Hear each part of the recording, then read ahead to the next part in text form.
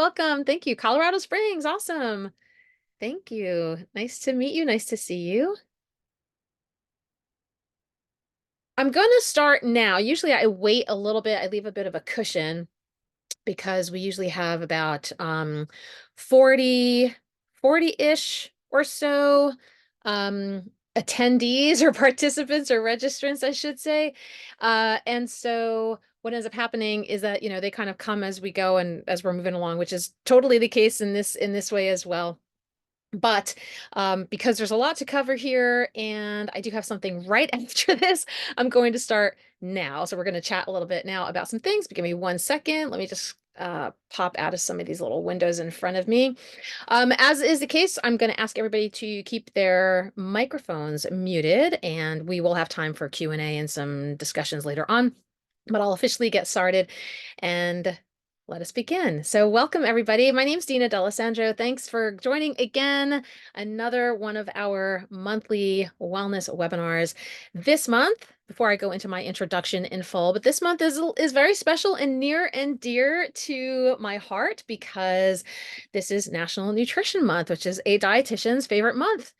This is a campaign, just to clarify, this is a campaign, kind of like a registered name, a theme provided by the Academy of Nutrition and Dietetics. So they are an overarching membership organization where a lot of the nutrition students and dietetic interns and registered dietitians belong, about 110,000 of us, I think, in the country. And so the Academy of Nutrition and Dietetics, they create and provide us with a lot of different resources. And every year, they focus on a specific theme or topic related to nutrition. So this year's theme is called Beyond the Table. So they've provided me with some resources here, and I've put my little spin on some other things. So let me share with you first just about what we plan on focusing on today, because there's so much stuff that's involved in Beyond the Table, not just what is on your plate in your kitchen, but also other things that are going on outside of your environmental factors that might affect how you eat and what you eat. So we're going to talk a little bit about this farm to fork or farm to table aspect of nutrition.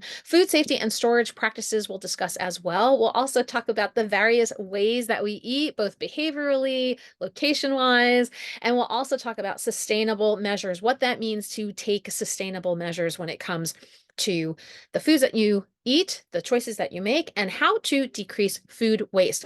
Just as a note, you probably heard this as you were coming in, the session is recorded. The recording will be made available to all attendees, all registrants, I should say. So as I was mentioning earlier, sometimes we get I don't know, about 40, 45 or so registrants. And, obviously they can come as they please, or if you need to leave early, you're more than welcome to do that. But at any point, if they're unable to make it, they will always get a recording after the fact. So usually give me about like 2 days to a couple of days or so after the webinar for me to go through this, edit it, and then I will upload it so you can view the recording at your own time if you were not able to make it today live. You can use the chat box at any time if you have questions or you want me to address some related topics or need clarification on anything. I'll try to keep my eye on the chat box as I'm going through the slides and stop as they progress just to see if anybody has anything to input. But we will also have time for a question and answer at the end. So feel free to take your notes and keep them until we're done sharing the presentation. But like I said, I'll probably stop and maybe ask you questions as well for those of you who are attending. I do have to disclaim, right, while I am a registered dietitian, I'm not your registered dietitian, so please make sure that anything that I'm sharing with you in this or any of the other webinars that you might come across on my social media platforms, YouTube channel, etc., nothing is to be taken as medical advice unless we are working in a client-provider relationship. And do make sure that you do check in with your doctors, your specialists, your own dietitians before you begin, start, or change any kind of regimen, whether it's lifestyle habits, because sometimes you need to get cleared to do things like physical activity. And of course, if you're taking medicine, make sure that you are notifying your doctors if you plan to start or stop anything. As I said, you're going to get a recording link after the fact in about a day or two, right when I get my act together, I'll send that out to everybody. And you'll also, just by registering, you're part of the Dish with Dina email distribution list. So you'll be kept abreast of future events, any kind of newsletter information we like to share, recipes, links, whatever we plan. We try not to bombard you. I think at this point, I'm only sending out newsletters like once a month. So you always have the option, obviously, to unsubscribe at any time, resubscribe later on if you want to get back in the game. We'll also be sending with our follow-up email from this, with the recording link. Like I said, we'll also be sending a survey link as well. We love when you give us feedback so that we can not only, improve upon anything that we happen to create in the future, but also we take into account any topics that you might be curious about. We have a set of items that we talk about every single week, and once a month we pull like a spotlight feature, and that's what we do our wellness webinars on. But I really appreciate when people have in-depth questions or they want to learn a little bit more about things that myself, my nutrition students, my dietetic interns, we can research for you and then present to you the materials in that sense. Okay, let me share a little bit about me, a lot of bit about me on screen here. You can read for yourself all the lovely things that I've been involved with, but I'm going to take a minute because this is National Nutrition Month, as I mentioned, but tomorrow is also National Registered Dietitian Nutritionist Day, where we embrace the value. We like to advocate for the value of working with a registered dietitian. So I'll share with you a little bit about what it even means to be a dietitian. So in America, right, we have a nationally recognized credential called a registered dietitian or a registered dietitian nutritionist, kind of interchangeable. We also have things like nutritionists and health coaches, and they have different things that they do or do not do to qualify them for those titles. What we have for our credential as a dietitian, we have to complete, at this point, we have to complete a master's degree. We have to apply for, get accepted in, and then go through a year-long unpaid supervised practice, which is a year-long internship where we go to different locations. We um, work with other dietitians in a variety of settings like food service, cafeterias. We work in nursing homes. We do, this is our internship. So I'm saying work, but technically, we're volunteering our time to shadow the people that are there and get to learn a little bit more about the role of a dietitian because it is so vast and varied.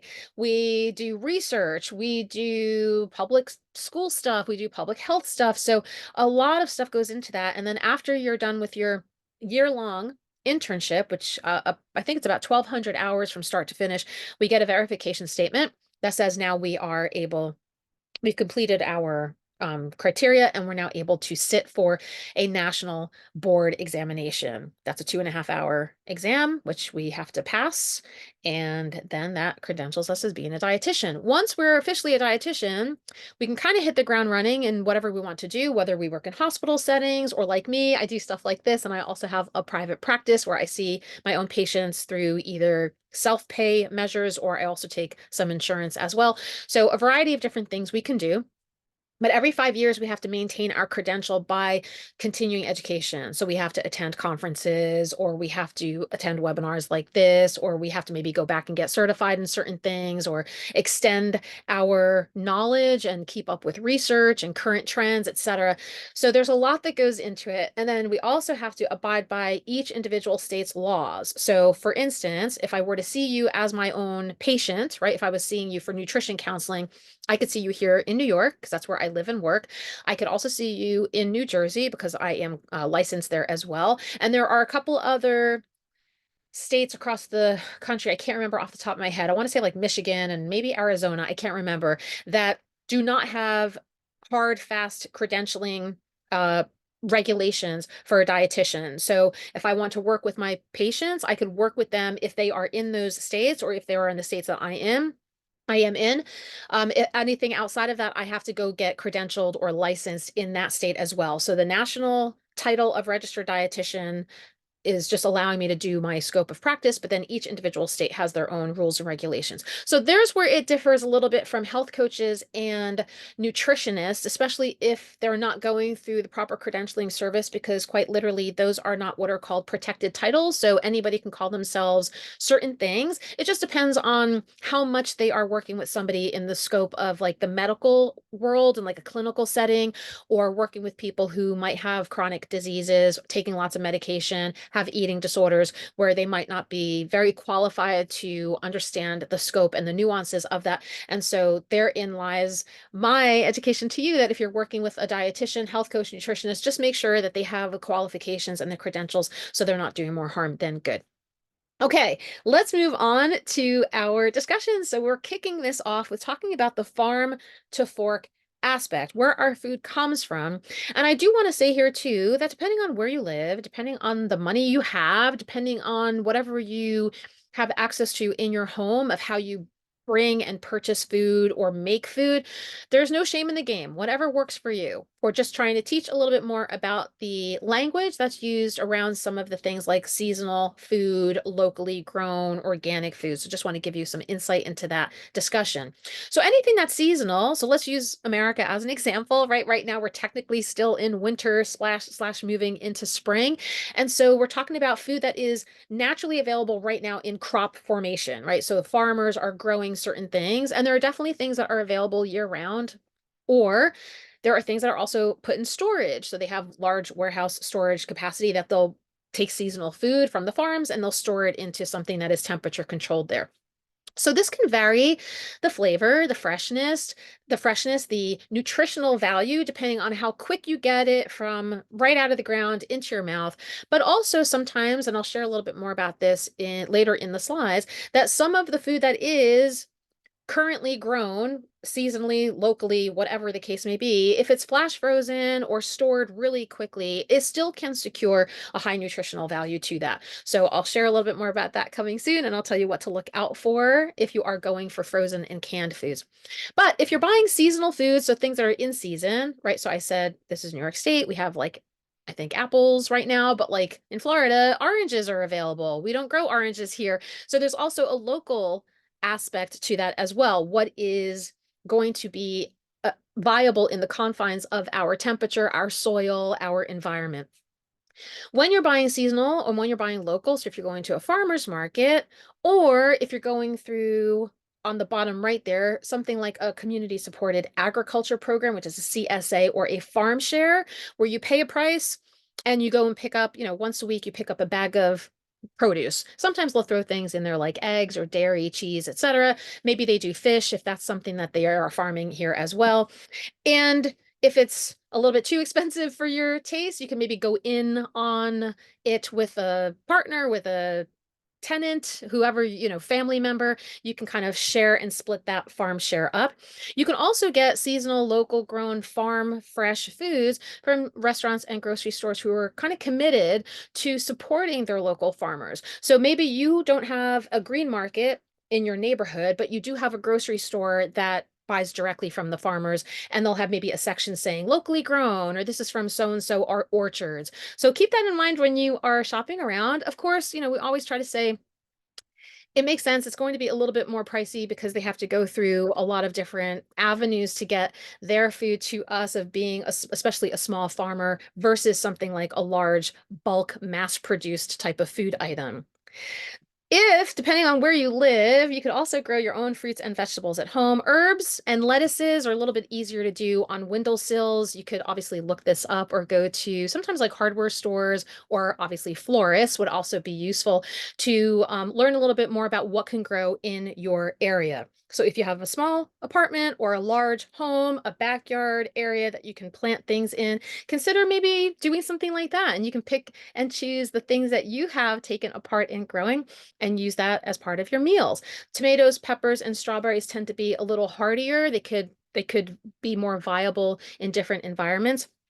Or if you have no room in your apartment, your house, your backyard, etc., you can look to community areas like schools, churches, and community gardens. So as an example, I live here in the East Village in New York City. We have a bazillion community gardens. I don't know exactly how they work. I would assume you have to like pay for a plot or maybe contribute in some way of tilling the soil and maintaining the area, but they have little plots available that you can grow, flowers, again, vegetables, anything that might be of consideration that would be um, locally viable for you. So you might not be able to grow avocados or bananas, but you can probably do something a little bit like the produce items that are listed here. Okay, let's talk a little bit about food safety and storage practices. So, I teach food service at school. I'm an adjunct lecturer of nutrition sciences, both in the undergraduate and graduate programs. And this semester, I'm teaching the food service uh, class, and we have just finished our certification exam that qualifies our students to become food service managers to work in restaurants and in nursing homes and in kitchens, etc., of commercial or non-commercial grade type of places. And what ends up happening a lot of times is we talk about, the fact that people are rushed to get things done. There might be short-staffed, there might not be properly trained people on site who know how to help manage your food. And also for those people who are just on their own, like residents at home, of, maybe slicing and dicing things and not realizing there could be the possibility of cross-contaminating something. So if you have certain food allergies, if you are feeding or living with people with immunocompromised systems, meaning that their immune system is a little bit wonky, whether they are having issues with cancer treatment, if they are babies, if they are of the senior population, those tend to have a little bit more issues of being more at risk for foodborne illnesses. Anyone living with HIV, anyone else who would be considered autoimmune or immunocompromised. So you would be looking out to make sure that you are not cross-contaminating things. You would make sure that you would be reading your labels if you're purchasing food with a label on it, or looking things up as to what it contains as far as the salt and the fat and the sugar content. Um, First for allergens, right? So you're looking at the ingredients label, but the other stuff in case you are managing a chronic condition, of making sure that you are recognizing what might be in that food item, so that it is something that may or may not be working with your manageable diet, right? You want to make sure that you are eating so that you're not exacerbating whatever condition you might be managing. You also want to make sure, if we learned nothing else in the last 4 years, is wash your hands. Make sure you're washing your hands in between tasks.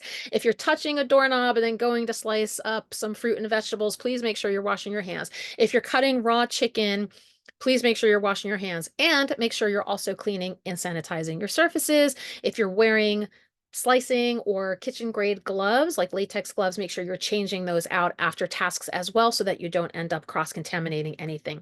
Keep foods separate, both in when you're storing them and in your refrigerator, whether they're raw or they're cooked, depending on what can drip on things. We try to look at the different levels of where things are stored in our kitchens and our pantries and our storage units. So making sure that anything that would be considered raw, if it has the tendency to drip down, it's going to be on the lowest level. If it's cooked, same thing. There might be some issues with it dripping on something if it has sauces, so you don't want that contaminating anything.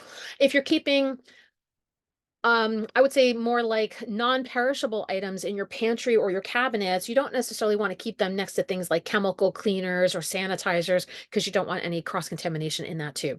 If you are cooking your foods, make sure you cook them to appropriate internal temperatures. Usually between 145 to 165 degrees Fahrenheit will kill off any of the bacteria inside some of those food items, but it's helpful, and I'll share with you in a second, it's helpful to look up what that temperature is.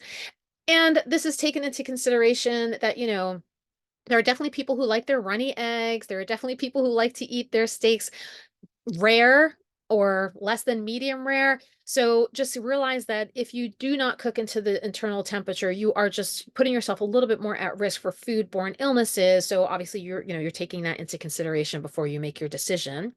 And then refrigerating foods within 2 hours. So say you take out a tuna fish salad from your refrigerator, make sure you pack up whatever is not being used and put it back away, or try not to keep it sitting out too long before you eat it. What happens is time, temperature, oxygen, moisture, acidity levels, all of those things play a role with building up and growing bacteria. So we want to make sure that we are avoiding that. All right, so let me just give a little bit of an education lesson here as to what you're looking at. On the left-hand side is an example of a nutrition facts label. From top to bottom, you can't see it. Underneath that section right there is usually listed out the ingredients of the food item. Water, sugar, oats, whatever it is that they have included in their ingredients list is where you would see what potentially could be considered an allergen if you have some issues with a particular ingredient.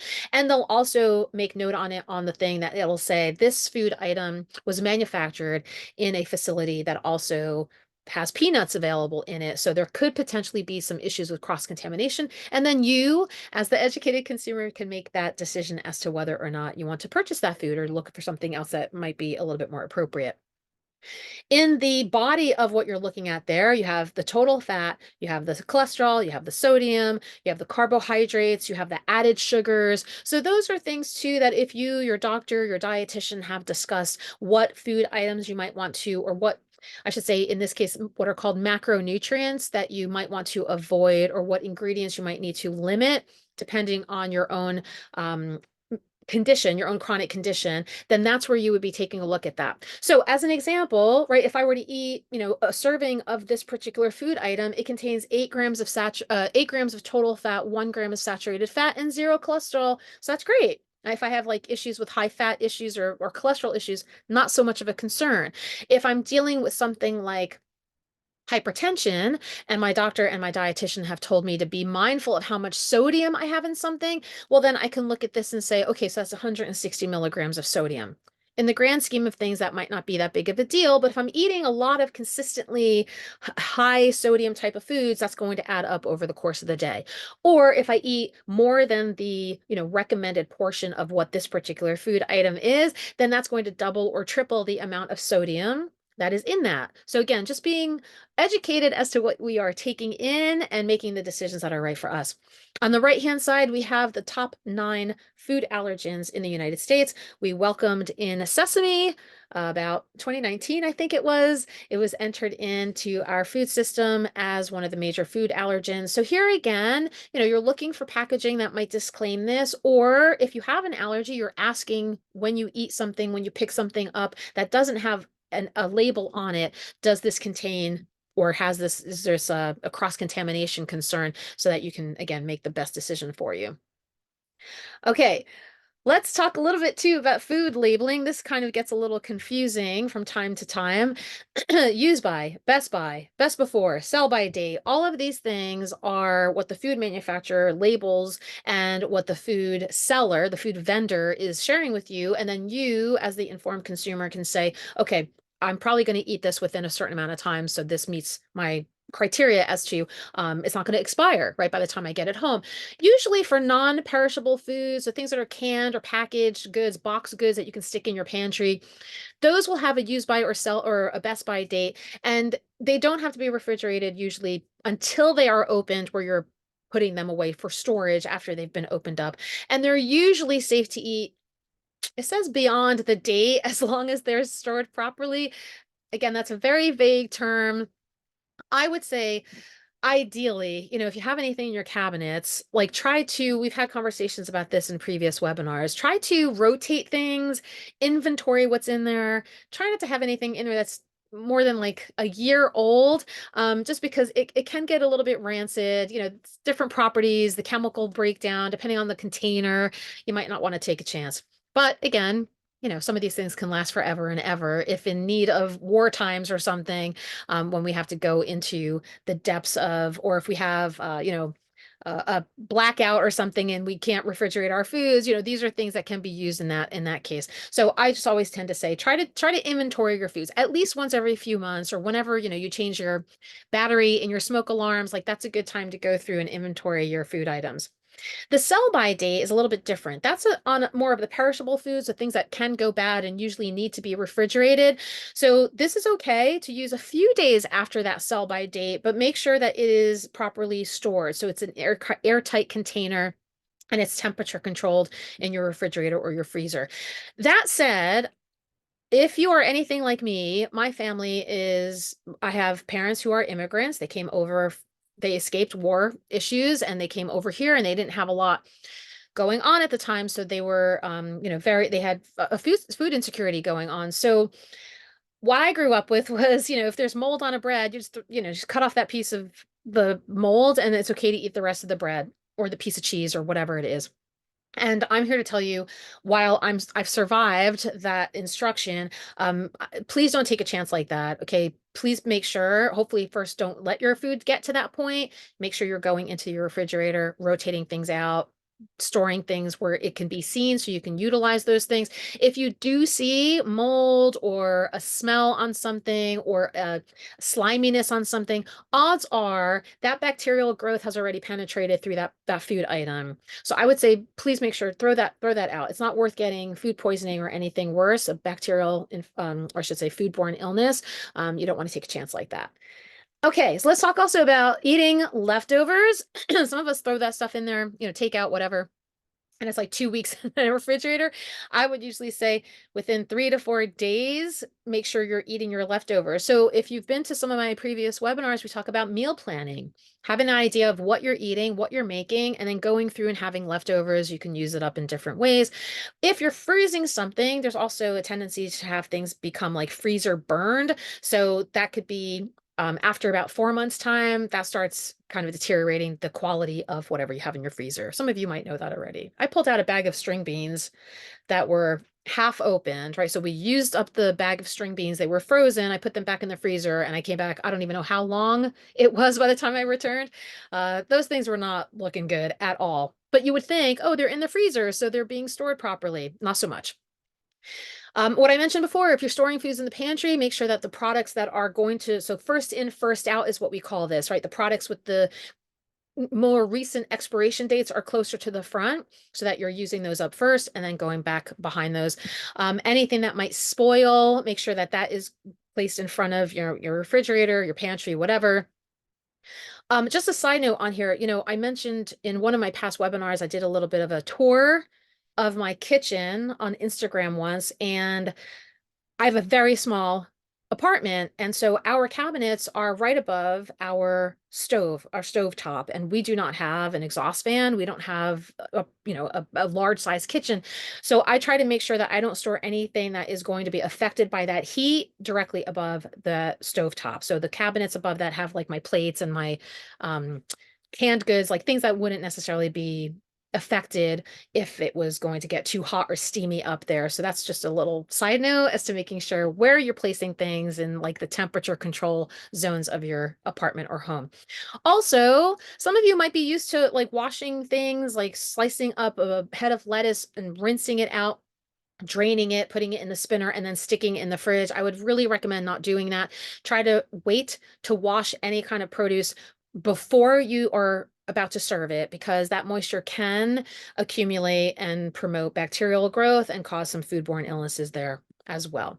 So I don't have the link to this, but if you just type in foodsafety.gov or Food Keeper app, there's an app for everything, and the United States government has provided us with a website and an app that also shows us how long foods and beverages can be stored, and also how we can maximize the freshness of this so that we're not wasting food. So I think this is a great resource if you're interested in looking up a wide variety of foods and beverages and taking an account into when you store them and when they are best used by and when to throw them out. All right, so let's talk a little bit about the various ways that we eat. We're talking about at home, at work, on the go, right? The actual location in which you are having your meals. So what you're bringing with you, what you're buying when you're on site, what you might be making like impulse decisions for. Maybe you're attending an event, maybe you are attending a vendor meeting and food is going to be provided for you. So the choices that we make while we're there, just being conscientious of making the appropriate choices for you, especially if you're managing any chronic condition, and also not being super wasteful if there's, free food to be had, that you're not taking more than what you need and then throwing out the rest of it. I mentioned earlier about fresh and seasonal foods and, fresh from the farmers markets that are usually a higher quality, nutritionally dense and fresher and maybe even better tasting, but frozen and canned foods can also provide that as well. It's just a matter of, like I said before, of looking at the ingredients and the list of the label that is telling you what's inside that food. So if you're managing any chronic condition, you're looking for things like salt, fat, added sugar, and especially with the canned foods, like I have to manage high blood pressure. So I have to be mindful of my sodium intake, but I'm also a gal on the go and I don't like to cook from scratch a lot. So I'll buy canned foods. And when I buy canned foods, I just look to make sure that there's either a low sodium option or a no sodium option. And then I'll when I'm ready to prepare it at home, I will doctor it up. I'll add the sodium or the salt, I should say, because at home, I'm not going to be able to meet nearly the amount that the food manufacturer can put in if they are left to their own devices. They'll add in a lot more salt in there than I would. But there's also some preservatives and things like that to keep things shelf stable. Or in the case of frozen foods, you might have like a bag of strawberries that are just a bag of strawberries, or there might be a bag of strawberries that are frozen that have like a syrup on them. So again, not that you can't have those things, but if you're managing a chronic condition or you're trying to be mindful of how much you're taking in of certain items, ingredients like salt and fat and sugar, that could just be something to be mindful of. Homemade versus store-bought. Again, no shame in the game. If you got to do convenience foods, whatever is right for you. Obviously, if you're making things from home, you're going to have a lot more control over what those ingredients are and the effort you're putting into that. But it's more time consuming sometimes.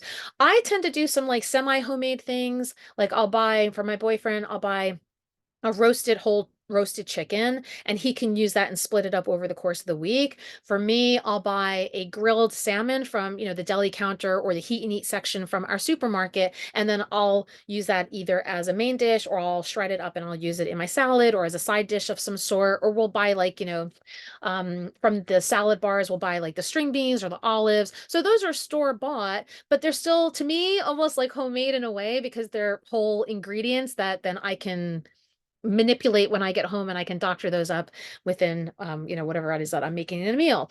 If you're doing store-bought, like I said before, just check to see if there are labels on things, make sure that you're buying things before the expiration date is approaching or at least make sure if you're buying it that you're using it before the expiration date is approaching. And then lastly, the mindfulness and the mindlessness. This is something that, can be conceived as a little bit privileged. If you have the ability to sit down and have the luxury of eating and taking your time to eat, and also not having, or I should say, having access to a wide variety of affordable and nutritious foods, that's mindfulness as well. Mindlessness could be rushing through a meal, grabbing things without reading them, not making the best choices or giving into stress eating or emotional eating. And then it's really the after effects of that too. So if you are consuming mindlessly, how often you're doing that, and then how are you handling the emotions afterwards? So if it's something that you're just, grabbing really quick and you're on the go, did you not get a chance to savor that food? Does your stomach hurt because you ate it so fast? That could be considered mindless eating. But in the case of, it served the purpose because you were short on time. Or if you're comforting yourself with food because you're feeling emotional or you're stressed out about something, it might serve the purpose to bring you joy and comfort in that moment. But then afterwards, are you going to say to yourself, I shouldn't have done that. I feel really guilty. And then how are you managing those emotions outside of the food discussion? So here's where somebody like a dietitian can help step in and walk you through how to manage anything that might be of concern and help you make some, I don't want to say better choices, but maybe just like healthier choices for you.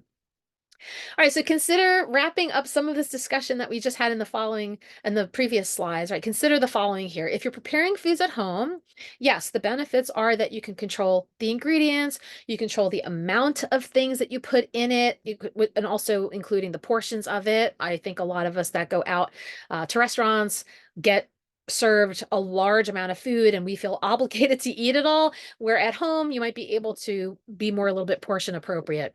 And then the cooking method too. So instead of deep frying something, you're sauteing something or lightly broiling something, and then again, decreasing that extra added fat content or salt or sugar. Substituting ingredients or amounts. So if you are allergic to something, right, you can opt to make something at home, prepare something at home. It could be a little bit safer for you. And then you know what it is that's going in something that you're avoiding any cross-contamination or possibility of having an allergic response. And preparing foods at home, increasing the nutritional value. A great example of this is we do Friday night takeout. Italian. Sometimes we'll do pasta, sometimes we'll do pizza. But either way, whatever I'm getting is usually just a version of a grain-based food and cheese on top of it. So yes, the pizza has sauce on it. That's a tomato. So that's technically a fruit vegetable. But I can also add on there some sauteed spinach, or I don't eat meat, but in the case of my boyfriend, he might take that roasted chicken that we got earlier in the week, shred that up and add it to his pizza, or add it as a side or on top of his pasta of whatever it is that the takeout is. So you can do that. You can increase the nutritional value of something that you have lying around that you may or may not have prepared on your own, and then kind of bump up the nutritional value a bit. I talked earlier too about planning your meals. So this, again, I don't want anybody to feel too obsessive over this. It's not like every single morsel of food that goes in your mouth has to be written down on your calendar. It's more about getting an idea of what you have on hand, what you can use up, what options you have available to you, what choices you'll be making, and then allowing for flexibility where you can. So if you're able to have leftovers at the end of the week or utilize some of the food that you made as, whatever was frozen, now you take it out and heat it up on a night that you are rushing or that you come home late and you need to have something you don't feel like cooking. This is where you can kind of plan ahead and say, I'll be having this day, and then I'll be taking the leftovers of it and having it that day. Or you can shop more efficiently if you know you're going to be out all week doing something, busy with meetings, working late at school. I might be taking food on the go, so I'm not going to be having much food at home so it doesn't sit around and go to waste. So this is where, again, encouraging everybody to plan your meals by inventorying your kitchen, seeing what's already available, what you need to supplement or replenish as far as your staple items go. Make a list when you go to the store. Try not to just like graze about the aisles and not have a plan. If you are shopping for things and you like being inspired, like Johanna, who's joining us, I know she loves to cook. So she might go to the grocery store and be inspired by foods that she sees there. Rest of us might have to have a recipe already in our hand and then shop for the ingredients that are in that recipe if we can't come up with those on our own. And obviously, if you have budgetary constraints, making sure that you shop sales, use coupons, and this way that can help alleviate anything as far as expenses are concerned. I will say though, just be conscientious of that as well. My example is always my mom is a sucker for sales, so she'll go and buy like a 5 pound bag of oranges when they're on sale, and I'm like, first of all, what are you doing? Like you live alone. Like, are you jarring marmalade? Like, what is the plan for this? How can you possibly eat 5 pounds full of oranges? And she ends up throwing out a lot of them because they're going rotten by the end of the week, and then she feels bad. And so it ends up in my mind, right? That's like you've wasted money as well. Like that was on sale, but now you have thrown away food where you could have spent money elsewhere and eaten that food. And on the right-hand side, we have use available resources. Again, if you need some supplemental assistance, you can look up to see if you qualify for programs like SNAP, which is a supplemental nutrition assistance program. Health Bucks, those are given out sometimes, like even on campus where I teach, we sometimes give out health bucks to the students that show up at our food bank or at the nutrition office, and you can use those at farmers markets. I just said food banks and pantries. Listen, I've donated to food banks and I've also shopped at food banks. Again, no shame in the game. It's there for you to use. Might not be the best quality ingredients sometimes, and sometimes you're getting things that are a little bit higher in salt and fat that you cannot control, but I'd rather you eat something than not eat something. And if food pantries or food banks are your only option, then make use of those in your area. We have, I think this is global, national. You can look up foodpantries.org and then type in your zip code and they can show you where the food pantries are in your neighborhood. If you qualify, if you are a military person or a veteran, you might qualify for assistance as well. So take use of that too. Give me a sec here. I see something pop in the chat. Hey, Johanna. Hi, hi, hi. Thank you for saying hi. All right, moving on to sustainable measures because I mean, technically, right next month, April, I think is Earth Day. That's when we really come into like, let's be super sustainable and eco-friendly and make sure we're taking care of Mother Earth. But just like any awareness topic, if you can implement this year round, if you can make this a lifelong habit, try to implement sustainable measures to decrease food waste. At right now, I think it's anywhere between 30 to 50% of food, good quality food, that just gets thrown away. Sometimes it's because it sits out too long, it's close to expiration date. So obviously, restaurants and food grocery stores are going to toss that stuff because nobody's going to want to eat it or use it by then. Sometimes we have fruits and vegetables that are not pretty looking, right? They don't look aesthetically pleasing, so we toss those out too. And sometimes we purchase or we eat, or I should say we purchase too much and eat too little of something, and then we throw out the rest of it. So we're wasting food. So a few things that you can check out here, some options that might be of interest to you is, like I said, Come with a plan. Buy only what you need. Or if you have extra stuff on hand and it does create leftovers or an opportunity to make other things, you can be creative with stuff. Maybe I would say make a couple extra plates and bring them to some older neighbors or families and friends, drop off some plates to people that might need your help as well. Buying foods that are in season from local farmers when possible, if possible, that also helps with sustainable measures because that's given back to the community. It's also given back to the planet. On the right-hand side, those green bubbles, we have enjoy more plant-based meals and snacks. I'm actually going to stop for a sec because I have the information that I want to share about that. Listen, food production takes a lot of time, energy, and resources, whatever it is. A while back, there was a whole controversy about like almonds, almond farming, and the droughts in California that spurred people to say, stop telling us to eat vegetables because vegetables are also killing this planet. And I'm going to say, okay, let's compare, let's compare vegetables to animals for a second, plants to animals. So as I said, like everything is going, all food takes water to grow. Almonds are no exception, obviously, but let's talk about what are known as greenhouse gas emissions. You might have heard this before. So specifically things like red meat, even dairy products, like any animal-based food, farmed shrimp, usually these are associated with the highest forms of greenhouse gas emissions. By the way, I'm not shaming you for eating any of these things. Go do whatever is right for you. But the point is, be conscientious as to how you're getting your food, what you are eating, and how much you might be wasting. So meat production does often require extensive grassland. So if you're getting grass-fed beef, that's fantastic, right? These cows are grazing and grazing, but they're doing so in an amount of grasslands, which then you have to cut down trees and make that accessible for that the animals to graze on that.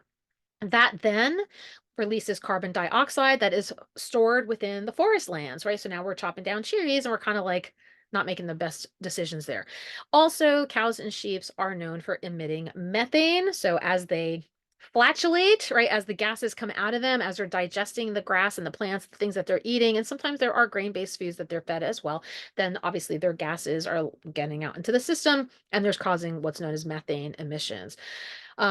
Cattle waste on pasture, so chemical fertilizers that are needed on there too. Some of these are synthetic. They can be kind of toxic. They can run off the land during rainfall and go into our water systems, our lakes, our rivers, etc.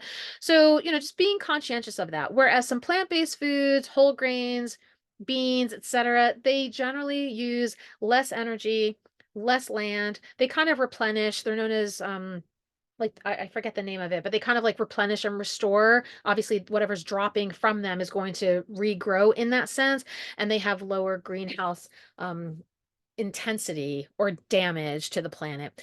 Lastly, on the bottom right there, compost your scraps. So in New York City, we do have composting programs here. I'll share in a second some information about that, which is not great, but we have like we have here at Tompkins Square Park on Sundays, there's a whole line of green bins and you can bring your compost scraps. So we don't have freezer area for us to do that, but you can freeze your peels and things like that until you're ready to drop them off. We have a little bin, like a pail, and it has a filter on it so it doesn't stink. And we just throw our like, avocado peels, our eggshells, everything goes in there. There's a list of things what can and cannot go into composting, by the way. And then we drop off a compost and then they have a pickup and they deliver and they turn it into whatever mulch and fertilizer or whatever the case may be. Some buildings are now doing brown bins for composting. So aside from your recycling, they also now have the ability to compost in the building, and the building has coordinated with the city to handle how we move that out and get it to where it needs to go. Or if you have a backyard, you want to compost and do it yourself. My brother has a giant backyard with like one of these wheels, these barrels that turn, and he throws worms in there and he uses that as fertilizer and mulch for his plants and the things that he grows in the backyard. So consider composting if your area has a composting program. For us, it's usually grownyc.org in New York City. If you're outside of the city here, I would say check with what is considered your Department of Health's offshoot. So it would probably be your Department of Parks and Rec or Department of Sanitation might be involved in that too. Or, just Google whatever your neighborhood is, and then, or your zip code is, and then put compost next to it. Obviously, there's probably going to be something in there that will show a map of some sort, and maybe you have a farmer's market that helps you with picking up composting.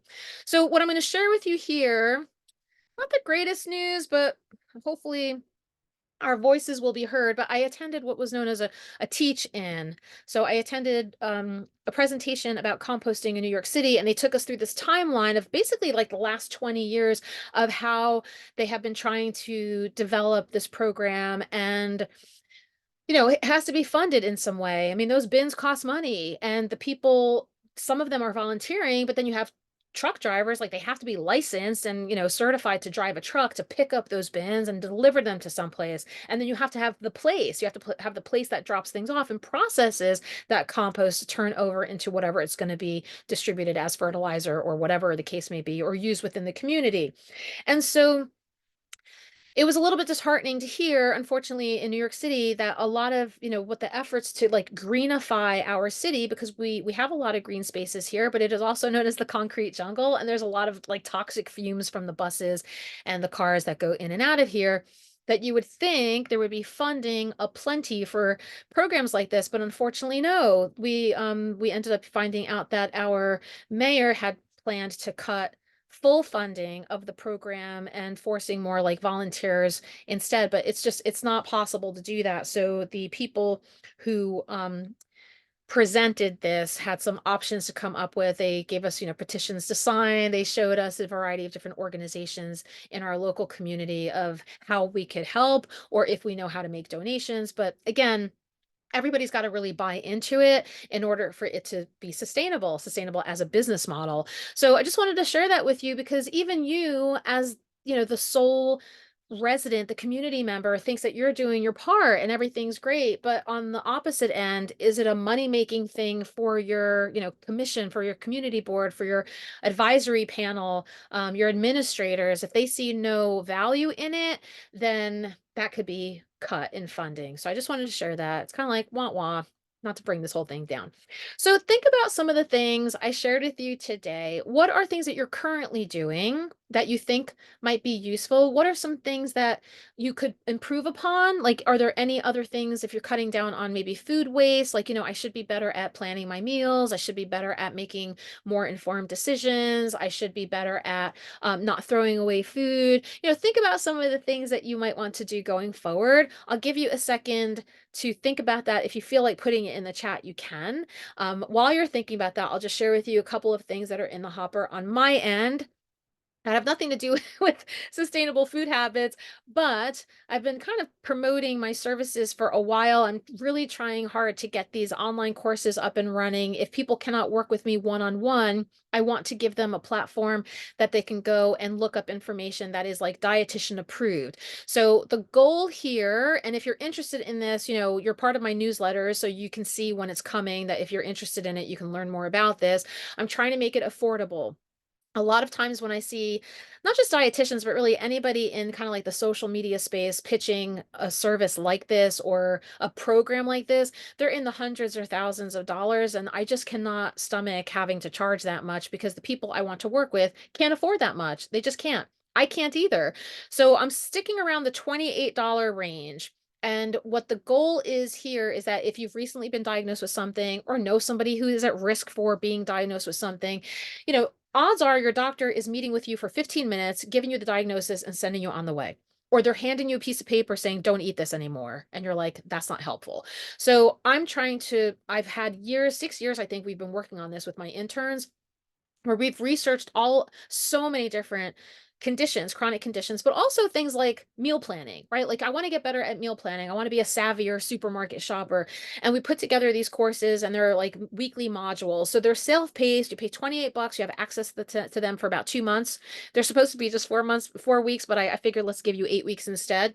And you go through them. You can download the materials, you can print things out, and you kind of take like a little quiz at the end of it to see how you're doing. And it's just like a self-paced thing. If you want to upgrade it, then you can always reach out to me and set up a nutrition counseling session. But like I said before, with dietitians and the credentialing process, I might not be able to work with you depending on what state you live in and what state I'm licensed in, but I can help figure that out for you. I can help give you the guidance in these modules as to what questions you need to ask your healthcare providers so that you're not completely confused as to the language that they use, and you're coming a little bit more empowered and a little bit more knowledgeable about where to go next. And then, if you happen to be within the nutrition and dietetics world, I'm also venturing into business coaching. So I try to help support my students move through their careers, whether it's helping them with resume writing or professional personal statements when they apply for graduate programs and internships, or starting to build up their own private practices. So again, this is kind of still a work in progress. This might also be like a membership thing between $20 to $50 a month. I'm trying to think of it like the cost of a gym, like a lower end gym membership. Like I can't pay, high end prices for anything. So I'm trying to come at it in an affordable way. I don't want to take advantage of anybody's, finances and resources. And I want to set people up for success. So if these are things that are interesting to you, as you see this information come through the newsletter, give me some feedback. Let me know if that might be interesting, or if you have other conditions that you might be curious about, and we'll try to throw these into the courses as well. You can follow me, connect with me anywhere across the social media world as Dish with Dina. I'm usually mostly on Instagram and YouTube. I also have a podcast, and all of those links are going to be in the email follow-up to the follow-up that you're going to get after this with the link, etc. So feel free to keep in touch, connect with me there. Obviously, the more that I get to connect with people outside of my own circle here, the more I can extend my message, the more we can all lead and live by example, and also be inspirations and motivational and inspirational to other people outside of our own network. So I really thank you all for coming. If you want to throw anything into the chat, or if you have any questions, we do have about 9 minutes or so. And while I'm waiting to get any feedback or any chats, I'm saying thank you very much. We are going to do our next webinar in April. I don't know the date just yet because it keeps going back and forth as I have some conflicts next month, but it's going to be focused on gut health. So if you have any issues with like bloating, discomfort, acid reflux, this could be something that's interesting to you. Also learning about how the gut and the brain work in communication. They have a relationship with each other. What affects one affects the other a lot of times. So that might be of interest to you. If you can't make it, you can always sign up, register for it anyway, and then the recording will get sent to you when we're done. All right, my friends, thanks so much for showing up. Let's check the chat. I don't think there's any more messages in there. It's a pleasure. I hope to see you again next month. Please eat well, be well, treat yourself well, and keep in touch. Bye, everybody.